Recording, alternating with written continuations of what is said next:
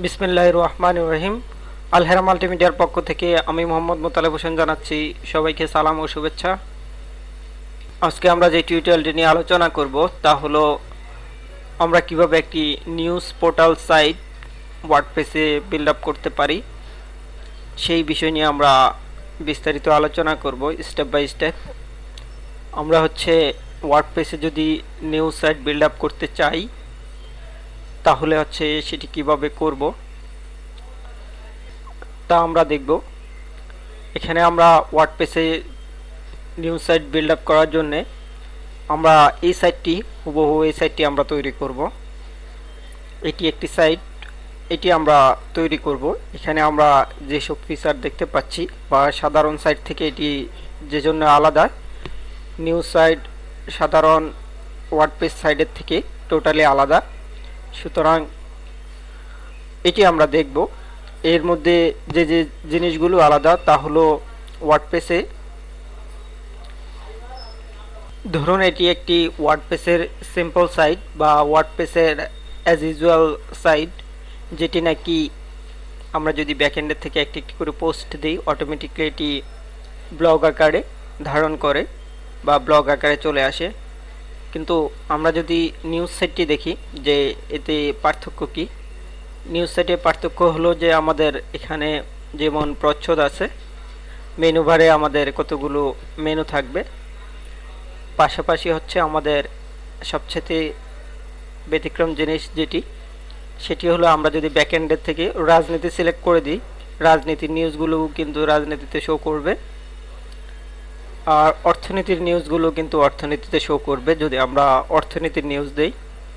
ঠিক একইভাবে বিভিন্ন ক্যাটাগরিতে যদি আমরা নিউজ দেই সেগুলো কিন্তু আলাদা আলাদাভাবে ভিজুয়ালাইজেশন করবে আলাদা আলাদা পার্টে ইন্ডেক্সের মধ্যে। কিন্তু আমরা যদি দেখি যে এখানে জাস্ট একটি পার্টি শো করতেছে, আমরা যদি এই সাইটটি দেখি যে এখানে একটি মাত্র এরিয়াতে বা একটি মাত্র ক্যাটাগরিতে শুধু পোস্ট ভিজুয়াল করতেছে, বাট এখানে কিন্তু আলাদা আলাদা অনেক সাইডে, একটা পেজের মধ্যে অনেক সাইডে কিন্তু নিউজ শো করতেছে না বা কোনো পোস্ট শো করতেছে না। এখানে আমরা যে ক্যাটাগরিতে দিই সবগুলোই একটি সাইডে অটোমেটিকলি একের পর এক নিয়ে নিচ্ছে। বাট আমরা যদি দেখি যে নিউজ সাইটে আমরা যদি দেখি যে আমরা এখানে একটি কলাম রাখলাম, এখানে একটি পোস্ট ক্যাটাগরি রাখলাম, বাট এখানে বাকি ক্যাটাগরিগুলো রাখলাম এবং সাইড বারে আমরা আমাদের মতো করে রাখলাম অ্যাডভার্টাইজ বা অন্যান্য কাজের জন্য। সুতরাং এই কাজটি আমরা কিভাবে করব সেটি আমরা দেখব স্টেপ বাই স্টেপ। সেজন্য আমাদেরকে যা করতে হবে তা হলো আমাদের যাদের ডোমেইন হোস্টিং করা সাইট আছে তারা ডোমেইন হোস্টিংয়ের ভিতরে গিয়ে আমরা যে টেমপ্লেটটি দিব সোর্স ফাইল থেকে এটি আপলোড করবেন এবং এর বিস্তারিত কাজ আমি স্টেপ বাই স্টেপ দেখাবো।